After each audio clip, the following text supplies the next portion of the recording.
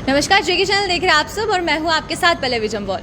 Unemployment rate की बात करते हैं तो जम्मू कश्मीर इस समय अनएम्प्लॉयमेंट रेट में सबसे हाई है, यानी कि स्टेट्स और यूटीज जितनी भी है पूरे भारत में, अभी तक जम्मू कश्मीर में अनएम्प्लॉयमेंट रेट सबसे ज़्यादा दर्ज किया गया है।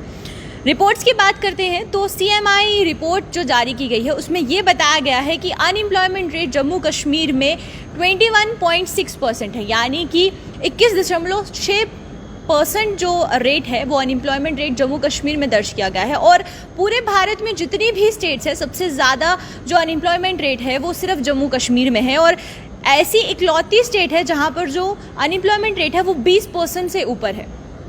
और सबसे बड़ी बात यहाँ पर यह है, यानी कि जो आंकड़ों में डिफरेंस देखने को मिल रहा है वो ये है कि अगस्त में जब अनएम्प्लॉयमेंट रेट को दर्ज किया गया था, उसको लेकर डेटा और एनालिसिस किया गया था, तो तब 13% जो अनएम्प्लॉयमेंट रेट थी वो अगस्त में हमें देखने को मिली। उसके बाद सितंबर की बात करें तो यही अनएम्प्लॉयमेंट रेट 13% से डायरेक्ट 21.6% हो गई, यानी कि जो डिफरेंस था वो बढ़ गया। और इसी के साथ जब लास्ट ईयर रजिस्ट्रेशन कैंपेन चलाया गया था और जब रजिस्टर्ड किए गए थे वो बच्चे जो अनएम्प्लॉयड हैं, उसमें ये देखने को मिला कि 3 लाख के करीब ऐसे बच्चे थे जो कि रजिस्टर्ड हुए और जो पोस्ट ग्रेजुएट हैं और PhD होल्डर्स हैं, यानी कि जो एजुकेटेड यूथ है वो अनएम्प्लॉयड है। और 3 लाख के करीब जम्मू कश्मीर में ऐसे बच्चे हैं जिन्होंने पोस्ट ग्रेजुएशन भी की है, PhD भी की है, लेकिन फिर भी उनके पास नौकरी नहीं है।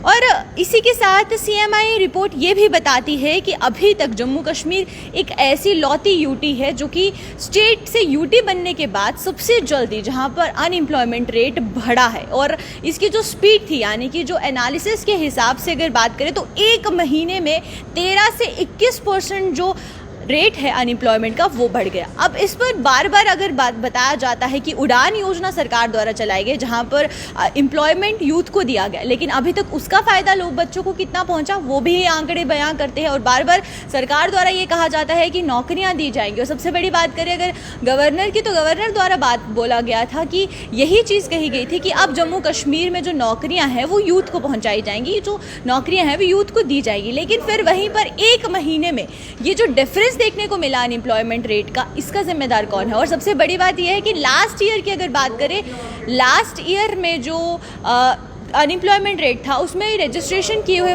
लोग तो थे, उसमें हमें पोस्ट ग्रेजुएट और साथ ही साथ PhD होल्डर्स जो बच्चे हैं वो देखने को मिले। इस पर, इस पूरी चर्चा पर आपकी क्या कुछ राय है, आपका क्या कुछ कहना है, कमेंट सेक्शन में ज़रूर बताएं और ज़रूर कोशिश करें कि जो अपने विचार हैं वो साझा करें। अभी के लिए सिर्फ इतना ही, आप मुझे इजाज़त दीजिए। इसी तरीके की और टॉपिक्स लेकर मैं हाजिर होती रहूँगी। नमस्कार।